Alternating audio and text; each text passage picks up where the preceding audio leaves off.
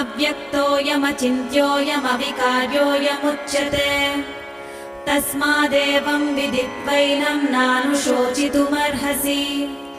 अथ चैनं नित्यजातं नित्यं वा मन्यसे मृतम्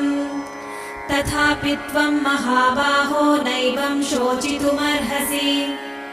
जातस्य हि ध्रुवो मृत्युर्ध्रुवं जन्म मृतस्य च तस्मादपरिहार्येऽर्थे न त्वं शोचितुमर्हसि अव्यक्तादीनि भूतानि व्यक्तमध्यानि भारत अव्यक्तनिधनान्येव तत्र का परिदेवना आश्चर्यवत् पश्यति कश्चिदेनम् आश्चर्यवद् वदति तथैव चान्यः आश्चर्यवच्चैनमन्यः शृणोति श्रुत्वाप्येनं वेद न चैव कश्चित्।